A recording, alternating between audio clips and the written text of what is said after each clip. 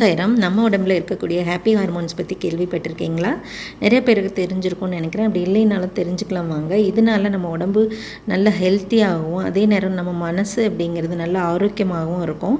சில பழக்க வழக்கங்களை ஃபாலோ பண்ணுறது மூலம் இந்த ஹார்மோன் செக்ரீஷன் ரொம்ப ப்ராப்பராக இருக்கும். அந்த ஹார்மோன் என்னென்ன அப்படின்னு பார்த்தீங்கன்னா dopamine, oxytocin, endorphin and serotonin அதனாலும் சொல்லலாம். நம்ம டெய்லியுமே நன்றி உணர்வு அப்படிங்கிற ஒரு செயலுக்காக குறிப்பிட்ட டைமை ஒதுக்கணும் அப்படின்னா அதனால நம்ம உடம்புல டோபமைன் ப்ராப்பராக செக்ரேஷன் ஆகும். அதே மாதிரி ஒரு 10 மினிட்ஸ் பிரிஸ்க் வாக்கிங் போகிறது, 15 மினிட்ஸ் சன்லைட்டில் இருக்கிறது, இது எல்லாமே நம்ம ஹாப்பி ஹார்மோன் செக்ரேஷனை வந்து ரெகுலேட் பண்ணணும்னு சொல்லலாம். அதே மாதிரி ப்ரீத்திங் எக்ஸசைஸ் பண்ணுறது அல்லது மெடிடேஷன் பண்ணுறது, இது எல்லாமே நம்ம ஸ்ட்ரெஸ்ஸை குறைச்சி செரட்டோனின் ப்ரொடக்ஷனை வந்து ப்ராப்பர் பண்ணும். ஒமேகா 3 ஃபேட்டி ஆசிட்ஸ் ரிச்சாக இருக்கக்கூடிய நட்ஸ் எடுத்துக்கிறது, நல்லா மனம் விட்டு சிரிக்கிறது ஃப்ரெண்ட்ஸோட சேர்ந்துட்டு, இது எல்லாமே ஹார்மோன் ரிலீஸ் ஆகிறத மெயின்டைன் பண்ணும். லவ் ஹார்மோன் சொல்லக்கூடிய ஆக்சிடோசினும் நம்ம அடுத்தவங்களை அன்பு செலுத்துறதுனால ப்ராப்பராக ரெகுலேட் ஆகும். அதே மாதிரி நல்ல மியூசிக் கேட்குறது, சவுண்ட்ஸ்